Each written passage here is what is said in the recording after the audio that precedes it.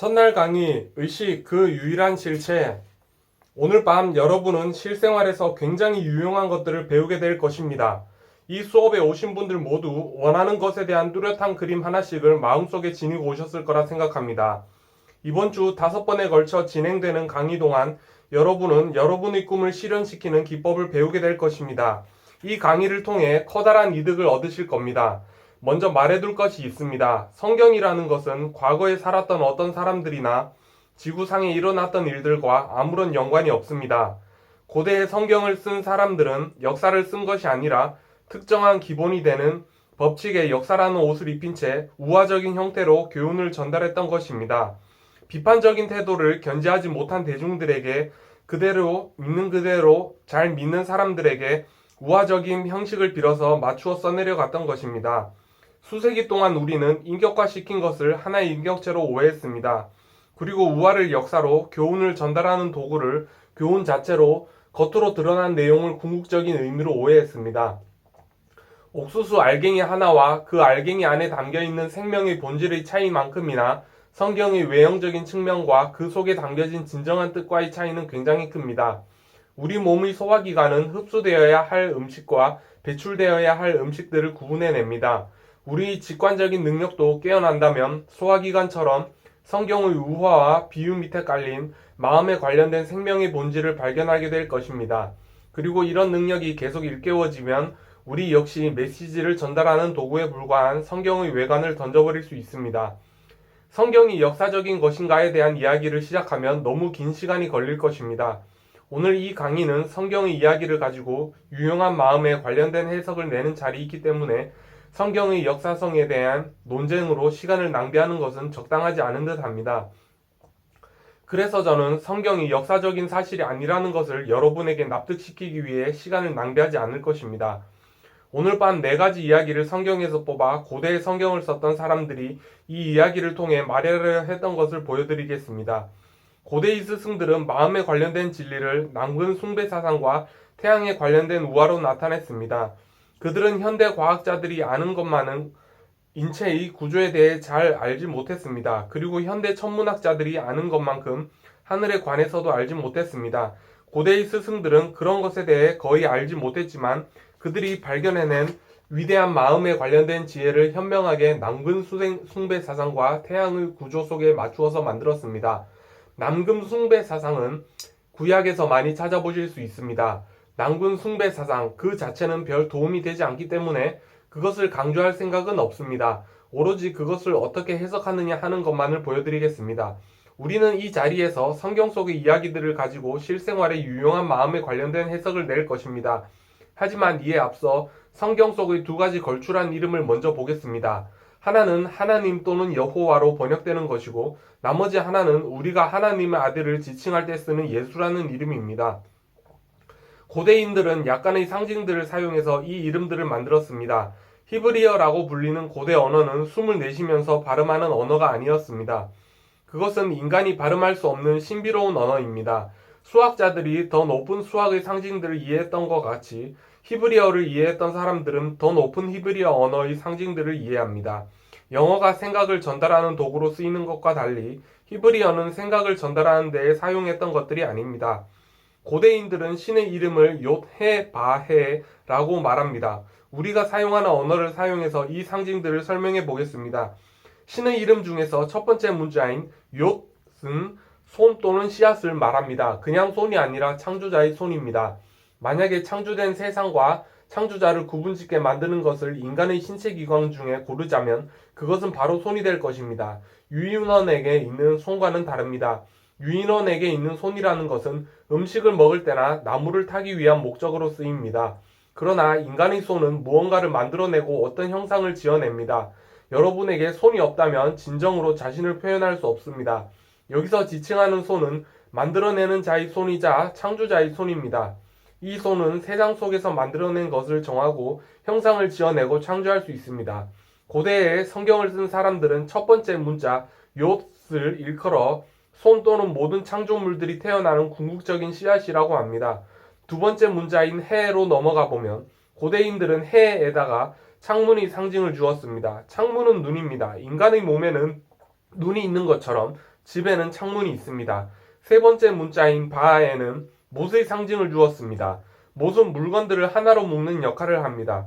히브리서에서는 접속사 그리고를 세 번째 문자인 바로 씁니다. 만약에 남자와 여자라고 말하고 싶다면 가운데에 바를 넣어서 두 개의 단어를 연결합니다. 네 번째이자 마지막 문자인 해는 또 다른 창문 또는 눈입니다. 눈이며 창문이며 손 등으로 방금 설명했던 것들은 잊으시고 우리가 이해할 수 있는 방식으로 이것들을 설명한다면 이렇게 할 수 있을 것입니다. 여러분들은 지금 여기에 앉아 있습니다. 첫 번째 문자인 욤은 여러분의 인식인 I amness입니다.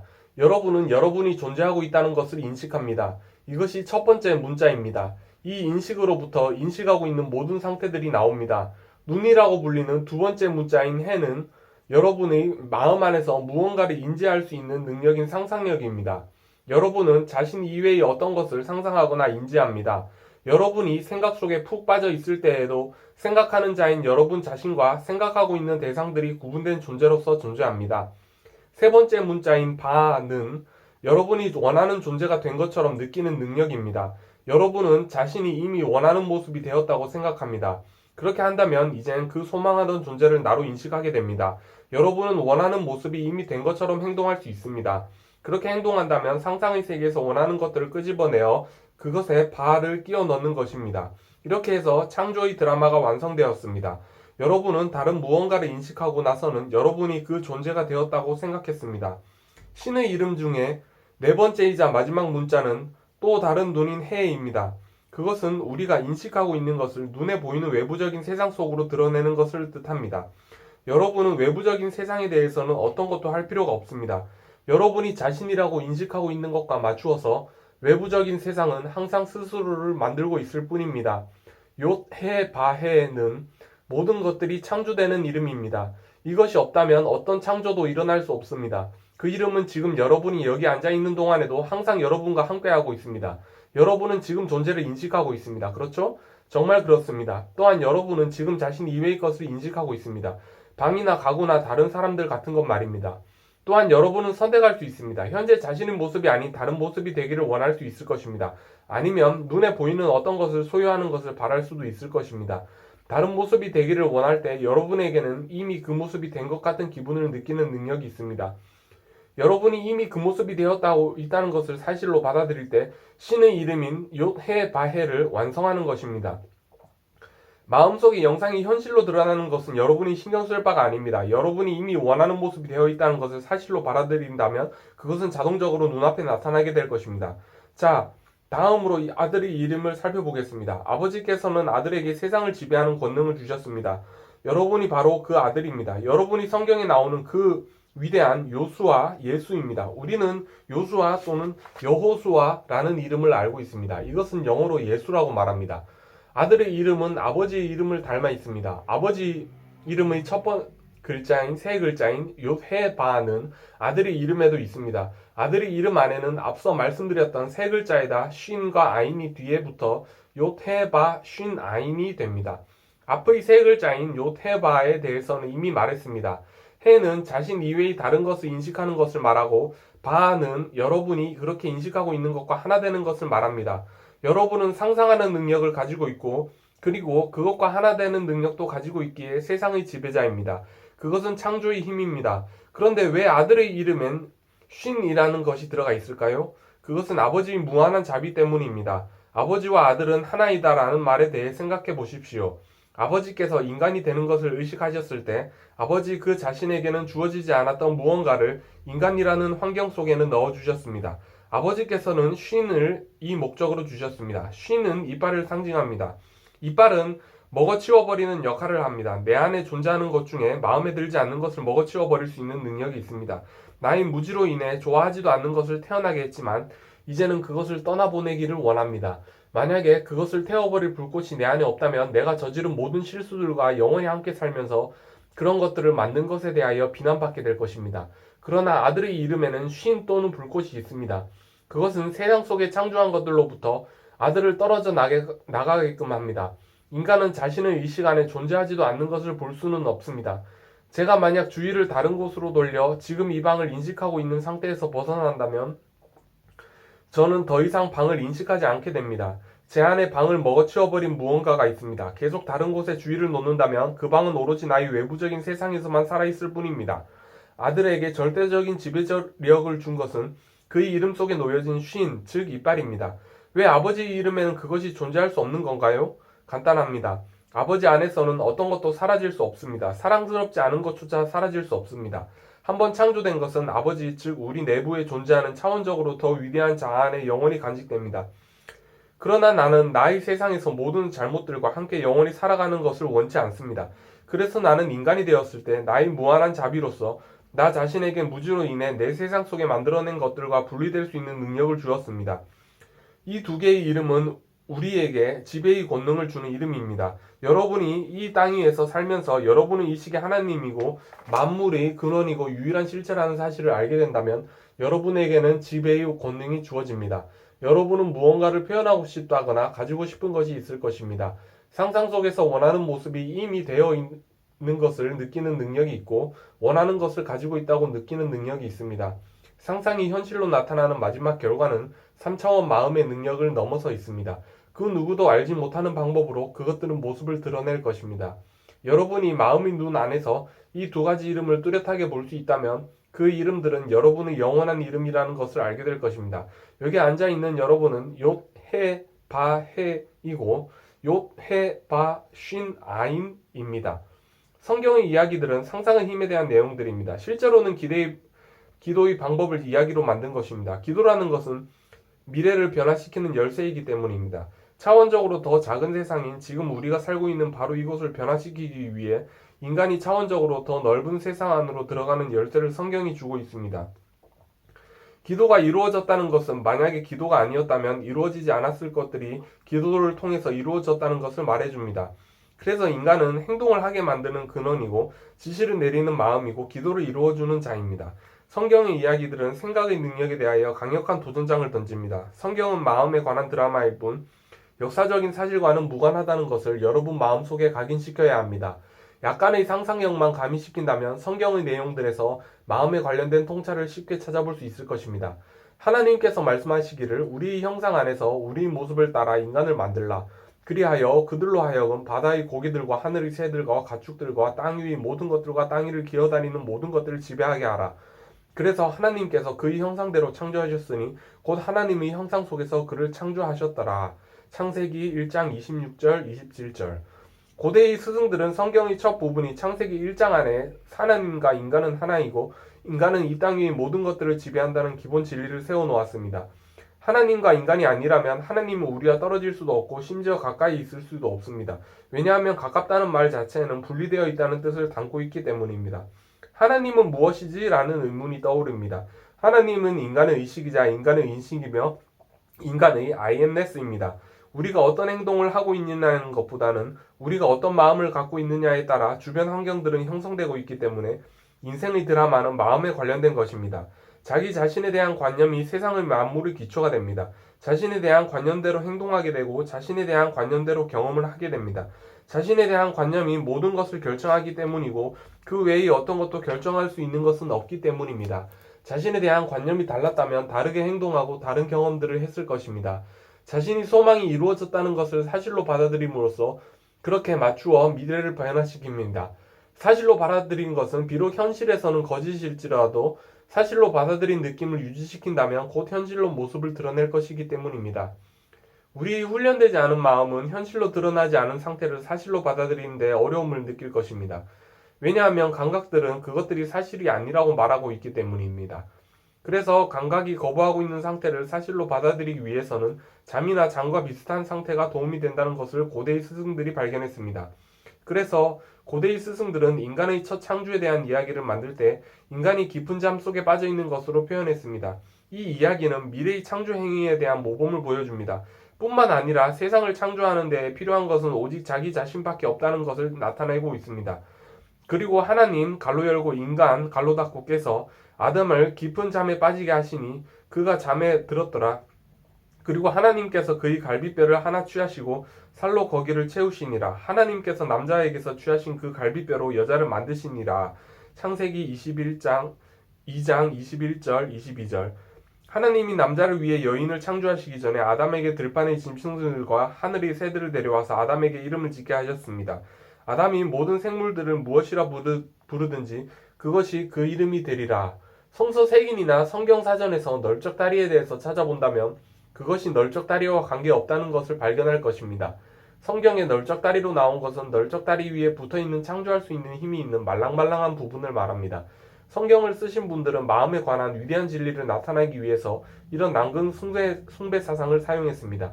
천사는 하나님의 메신저입니다. 여러분 의식이 하나님이라는 사실을 발견하기만 한다면 여러분은 하나님이 됩니다. 지금 여러분은 마음속의 이상, 즉 메시지를 가지고 있습니다. 여러분은 그 이상과 씨름을 하고 있습니다. 여러분이 마음속에서 원하는 존재가 이미 되었다는 것을 모르고 또한 여러분이 그렇게 될 수 있다는 것조차 믿지 못하기 때문에 싸움을 하고 있는 것입니다. 원하고는 있지만 그렇게 할 수 있다는 것을 믿지 못합니다. 누가 천사와 씨름을 하였나요? 야곱입니다. 야곱은 찬탈자를 뜻합니다. 여러분은 자신을 변화시켜 현재 이상과 강박이 거부하고 있는 존재가 되기를 원합니다. 여러분이 원하는 모습과 하나 되어 있는 것을 느끼려고 애쓰면서 그것과 씨름을 하고 있을 때 여러분 안에서는 성경 속의 야곱과 천사가 씨름을 하는 이야기가 펼쳐지고 있는 것입니다. 여러분이 원하는 이상과 하나가 되었다고 실제로 느끼게 되면 어떤 것인가가 여러분에게서 빠져나옵니다. 여러분은 이렇게 말할 것입니다. 누가 나를 건드렸는가? 왜냐하면 나한테 힘이 빠져나가는 것을 느꼈기 때문이니라. 이상과 하나 된 것을 느끼는 과정을 성공적으로 마친다면 더 이상 씨름을 계속할 수 없게 됩니다. 마치 어떤 육체적인 창조 행위를 마친 것처럼 그렇습니다. 성공적으로 기도를 한 후에 육체적인 창조 행위를 하고 난 후처럼 힘이 빠지게 됩니다. 여러분이 만족을 가지게 될 때 더 이상 갈구하지 않습니다. 만일 욕구가 계속 남아있다면 여러분 안에서 이상을 폭발시키지 못했다는 뜻입니다. 원하는 모습이 되는 것을 정말 성공적으로 인식하지 못한 것입니다. 그렇게 되면 여러분이 깊은 명상 속에서 나왔을 때에도 여전히 구하고자 하는 것에 대한 갈증은 남아있게 됩니다. 얼마 전까지는 원하는 모습이 되고자 간절히 원했지만 이제는 그것과 하나 되었다는 것을 느낀다면 더 이상 그 모습처럼 되고자 하는 갈증은 사라집니다. 무언가가 나에게서 오그라들었습니다. 육체적인 것을 말하는 것이 아니라 나의 감정과 나의 의식 속에서 무언가가 오그라들었습니다. 그것이 바로 인간의 창조행위입니다. 열망하는 마음 안에서 무언가가 오그라들어져서 더 이상 명상을 계속하고자 하는 마음이 사라집니다. 육체적으로 멈춘 것이 아니라 단순히 마음속에서의 행위를 계속할 마음이 없어진 것입니다. 그대가 기도를 할 때 이미 받았다고 믿어라. 그러면 그대는 받게 될 것이니라. 육체적인 창조 행위를 마쳤을 때 널쩍다리의 오목한 곳에 붙어있는 근육은 오그라들게 되어 힘이 쭉 빠지고 더 이상 행위를 하지 못합니다. 이와 비슷하게 기도를 성공적으로 끝마쳐 원하던 모습이 이미 되었다고 믿게 되면 이미 갖고 있다 느끼는 것을 더 이상 구하고자 하는 행위를 할 수는 없습니다. 만족을 느끼는 순간에 육체적이고 심리적인 무언가가 빠져나가서 적당한 때가 되면 창조의 증거를 가져오게 됩니다. 다음으로 볼 이야기는 창세기 38장입니다. 유다라는 이름을 가진 왕이 나옵니다. 유다 역시 욤헤바로 시작합니다. 타마르는 그의 며느리입니다. 타마르는 야자수를 뜻하거나 아름답고 용모가 수려한 것을 뜻합니다. 그녀는 우아하고 아름답기에 야자수라고 부릅니다. 키가 크고 위풍당당한 야자수는 사막에서도 꽃을 피우고 그 야자수가 있는 곳에서는 오아시스를 발견할 수 있습니다. 만약 사막에서 야자수를 발견하게 된다면 그 척박한 땅에서 가장 원하던 것을 발견하게 될 것입니다. 사막을 걷고 있는 사람들에게 야자수 나무를 보는 것만큼 좋은 것은 없을 것입니다. 우리가 이해할 수 있도록 이야기를 풀어보자면 야자수는 바로 우리가 찾고자 하는 대상입니다. 그것은 우리가 찾아 헤매고 있는 위풍당당하고 아름다운 것입니다. 여러분과 제가 원하는 것은 그것이 무엇이든 이 이야기에서 아름다운 타마르로 인격화되었습니다. 그녀는 창녀의 면사포를 쓰고 사람들이 드나드는 거리에 앉아 있습니다. 그녀의 시아버지인 유다왕은 그 옆을 지나가다가 면사포를 쓴 그녀에게 반해 그녀와 정을 통한다면 후에 새끼염소 한 마리를 주겠다고 제안합니다. 타마르가 말했습니다. 당신께서 새끼염소를 제게 주신다는 약속으로 증표를 주실 건가요? 주위를 돌아보면서 그는 말했습니다. 증표로서 무엇을 원하느냐? 타마르는 말했습니다. 당신의 반지와 당신의 팔찌와 당신의 지팡이를 주소서. 그래서 유다왕은 자신이 가지고 있던 반지와 팔찌를 빼서 지팡이와 함께 그녀에게 주었습니다. 그리고 그녀에게 들어갔고 후에 그녀가 자신의 며느리 타마르인 걸 알게 되었습니다. 그리고 그녀는 아들을 낳아주었습니다. 여기까지가 성경의 이야기였습니다. 이제 해석을 해보겠습니다. 진정한 자신의 것 중에서 선물로 줄 것은 자기 자신밖에 없습니다. 아담이 아담 자신으로부터 여인을 창조하는 첫 번째 창조행위에서도 그랬듯이 자기 자신 이외에 다른 선물은 없습니다. 바라던 것을 창조할 수 있는 것은 오로지 그 자신밖에 없습니다. 다른 것은 없습니다. 같은 의미로 유다에게도 진정한 자신의 것 중에서 다른 이에게 선물할 것은 자기 자신밖에 없습니다. 반지와 팔찌와 지팡이는 왕권을 상징하는 물건들이기에 때문에 유다 자신을 반지와 팔찌와 지팡이로 상징화했습니다. 유다는 자기 자신이 아닌 새끼 염소를 주는 것을 제안합니다. 하지만 타마르는 유다 자신을 상징하는 것을 받기를 원합니다. 저에게 당신의 반지와 당신의 팔찌와 당신의 지팡이를 주세요. 이것들은 왕을 만듭니다. 유다가 그것들을 줄 때 그는 자기 자신을 줄 것입니다. 여러분이 바로 이 이야기의 위대한 왕 유다입니다. 여러분이 타마르를 알아서 세상 안에 여러분과 닮은 아이를 낳으려 하면 여러분은 그녀에게 들어가서 자신을 아낌없이 주어야 합니다. 제가 안정을 원한다고 가정해 보십시오. 안정을 얻은 사람을 단순히 아는 것으로 그것을 얻을 수는 없습니다. 단순히 배후에서 줄을 조정한다고 해서 그것을 얻을 수 없습니다. 자신이 안정적인 상태에 있다는 것을 인식해야만 합니다. 여러분이 건강하게 되기를 원한다고 가정해 보겠습니다. 알약이 그 일을 해줄 수는 없습니다. 음식물이나 날씨가 건강을 만들 수는 없습니다. 건강하다는 느낌을 사실처럼 받아들여서 건강하게 되었다는 의식을 가져야만 건강해질 수 있습니다. 신분이 상승되기를 원한다면 왕과 대통령 그리고 귀족들을 단순히 보면서 그들의 후광 속에 사는 것만으로는 나 자신을 높이지 못합니다. 내 자신이 고귀하고 위험이 있다는 것을 인식하고 원하는 모습이 되어 있는 것처럼 행동하여야만 합니다. 그렇게 행동해 나갈 때 저는 제 마음을 붙잡고 있는 이미지에 나 자신을 주는 것입니다. 그리고 때가 되면 그녀는 나에게 아이를 가져옵니다. 즉, 내가 인식하고 있는 것에 맞추어 세상은 만들어지고 있습니다. 여러분은 유다 왕이고 또한 타마르입니다. 여러분이 원하는 모습이 이미 되었다고 인식할 때 여러분은 타마르입니다. 그렇게 자신을 인식하게 되면 여러분의 욕구는 여러분 주변 세상 속에서 실제로 나타나게 될 것입니다. 성경에 나타난 어떤 사건이든 그리고 성경을 쓴 사람들이 이야기를 통해 소개하는 어떤 인물이든 우리가 마음 안에 명심해야 될 것은 한 가지입니다. 그것들 모두 개개인이 마음속에서 펼쳐지고 있는 사건입니다. 성경 속의 인물들은 모두의 마음 안에서 살고 있습니다. 이 이야기에서 읽은 대로 여러분의 자아를 맞추어 가십시오. 여러분의 의식만이 유일한 실체라는 것을 아십시오. 그런 후에 원하는 모습이 된 느낌을 사실로서 받아들이십시오. 그리고 여러분의 믿음 그대로 살고 행동하면서 사실로 받아들인 것에 믿음을 계속 유지하십시오. 항상 이렇게 행동하도록 하십시오. 세 번째 살펴볼 부분은 이삭과 그의 두 아들 에서와 야곱에 관한 내용입니다. 한 눈먼 사람이 자신의 둘째 아들에게 속아서 첫째 아들에게 주어야 할 은총을 둘째에게 주는 내용입니다. 이 이야기는 야곱이 자신을 만져보게 하여 신분을 속이는 데에 성공하는 것에 대한 내용입니다. 이삭이 야곱에게 말하기를 내가 원하노니 내 아들아 내게 좀 가까이 오너라 너가 과연 내 아들 에서인지 아닌지를 만져보리라 하더라. 야곱이 자기 아비 이삭에게 가까이 가니 이삭이 그를 만지며 말하기를 이삭이 야곱에게 축복하기를 마치고 야곱이 그의 아비 이삭의 면전에서 떠나자 곧 그의 형 에서가 사냥해서 돌아와서 창세기 27장 21절에서 30절 이 내용을 지금 다시 재현해보면 많은 도움이 되실 겁니다. 다시 한번 기억해 주십시오. 성경의 모든 인물들은 추상적인 개념들이 인격화된 것이므로 그 인격화된 것들을 개개인 안에서 대치지켜 보아야 합니다. 여러분은 장님 아버지이자 두 아들입니다. 이삭은 나이가 많아 눈이 보이지 않는 사람입니다. 자신이 곧 죽을 것을 예감하고 그의 첫째 아들인 거친 털이 많이 난 소년 에서를 불러 숲에 나가서 사냥한 고기를 가져오라 말합니다. 둘째 아들 야곱은 매콤한 피부를 가지는 한 소년이었는데 이들을 이야기를 우연히 듣게 되었습니다. 매끈한 피부의 야곱은 형의 장자 상속권을 갖기 원했기에 아버지 염소떼에서 한 마리를 죽여 가죽을 벗겨냅니다. 그리고는 염소털이 덮여있는 가죽을 뒤집어 쓴 채 교만하게 다가가 아버지를 속여 자신을 에서라고 믿게 만듭니다. 이삭이 말했습니다. 이리 가까이 와서 내가 만질 수 있도록 하거라. 내가 앞을 볼 수 없으니 만질 수 있게 다가오너라. 이 이야기에서 만진다는 것에 주의를 기울여 보십시오. 그는 가까이 다가왔고 아버지는 말합니다. 목소리는 야곱의 것인데 손은 에서의 손이구나. 에서의 손과 같이 거칠거칠한 것을 느끼자 이삭은 야곱에게 축복을 내립니다. 이삭이 야곱에게 축복을 내리고 야곱은 그의 면전에서 떠납니다. 그러자 그의 형 에서가 그제서야 사냥해서 돌아옵니다. 이것은 중요한 내용입니다. 이 내용 안에서 마음에 관한 해석을 내리는 것에 대해 걱정하지 마십시오. 여기 앉아있는 여러분은 이삭입니다. 여러분이 있던 이 방은 오늘날의 에서입니다.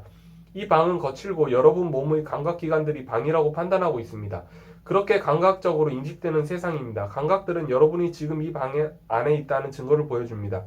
모든 것들은 여러분이 여기 있다고 말하지만 어쩌면 여러분은 여기 있는 것을 원하지 않을 수도 있습니다. 같은 방식으로 다른 사물들도 볼 수 있습니다. 여러분이 지금 머물고 있는 이 방은 거칠고 감각에 의해 인식되고 있는 세상입니다. 혹은 에서로 인격화된 여러분의 아들입니다. 여러분이 현재 원하는 것들은 매끈한 피부의 상태 또는 찬탈자인 야곱일 것입니다. 많은 사람들이 하는 것처럼 감각기관으로 느껴지는 주변에 펼쳐진 이 세상이 존재하지 않는다고 부인해서 우리 눈앞에 펼쳐지는 세상을 사냥터로 보낼 수는 없습니다. 이 세상이 존재하지 않는다고 스스로에게 말하게 되면 이 세상을 더욱더 실제처럼 만들어버립니다. 그렇게 하지 마시고 단순히 지금 이 순간 여러분이 방 안에 앉아있다는 감각의 영역에서 의식을 제거하고 여러분이 있고 싶은 것, 여러분이 실제 세상으로 만들고 싶은 것에 의식을 놓으십시오. 원하는 것에 집중을 하기 위한 열쇠는 원하는 곳을 이곳으로 가져다 놓는 것입니다.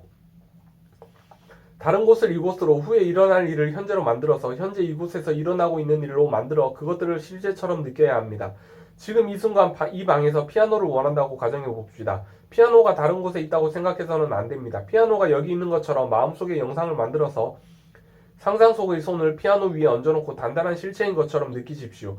이렇게 하는 것은 둘째 아들 야곱으로 상징된 잠재적인 상태를 이삭이 느낄 수 있게 가까이 오게 하는 것과 같습니다.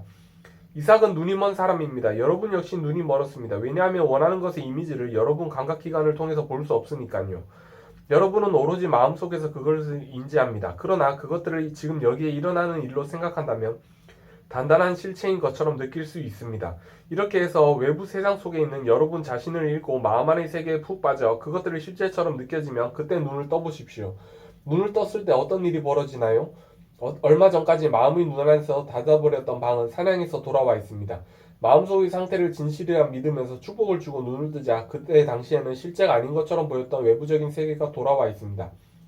에서의 입을 통해 속았다고 말해주지는 않지만 여러분을 둘러싸고 있는 방의 존재가 여러분이 속았다는 것을 말해주고 있습니다.